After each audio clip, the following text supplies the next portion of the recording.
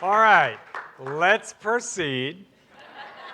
And so let our agreement be that if you think it's coming from very close to you, to kindly and compassionately lean over and tap that person on the shoulder and let them know. See, church, imagine what an extraordinary place to do spiritual practice. It's just incredible. Do you remember the movie about 20 years ago, Shirley Valentine? Remember this movie? And so I don't really remember much about the movie except for this line that she says at one point in the movie that she felt like there was all this unlived life inside of her. What a great way to articulate it, that there is all this unlived life inside of her. And that's what actually starts her on her own hero's journey, that she goes off to find herself. I have an older brother. When he was in college, he spent about a decade on his bachelor's degree because he was mostly finding himself on the ski slopes and underneath a bong. Okay, tell the truth.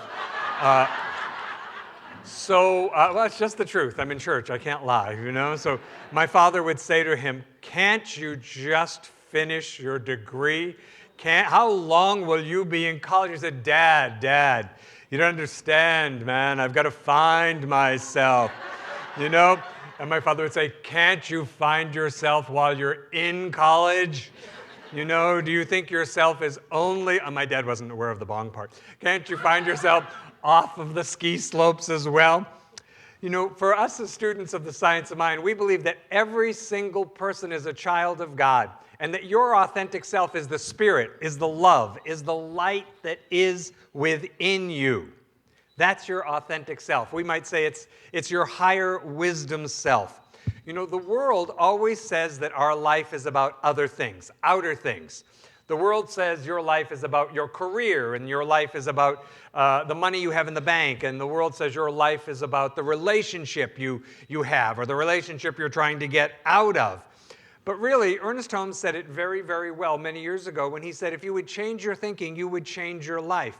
Because if you have better thoughts, it just starts. This is just the entry point is your thought. It's not the whole thing, but changing your thought starts to produce a better life for you. And if you want to have a better world, it starts with your thought. You know, we were each created with free will. We were each created with choice. And so because we have free will, because we have choice, we can forget the truth. We can forget that we are part of God, that God, in fact, actually indwells us. You know, and so when we forget that truth, I think that we think we're here for lots of other reasons. You know, I've spent an enormous part of my life striving. Striving. I know where the striving came from. I therapized it. I journaled it. I did all kinds of work around why am I always striving. And what I've come to realize through the teaching is that if I'm always striving, my message to the universe is that I'm not okay right now, that I'm not enough. And that's how the universe responds back to me. You know, so if I think, I've just got to be better and then it'll be all right. I've just got to do more and then it'll be all right. So the paradox, I think, and the spiritual path is filled with paradox. This paradox is that we are all alike and unique at the same time. And I know paradoxes are supposed to make your head hurt. You know, that it's like, how can we be alike and unique? Well, we're all alike because everybody is an expression of the infinite mind that is God. Everybody has divine potential within them. And we all express it differently. Every single person's journey looks different.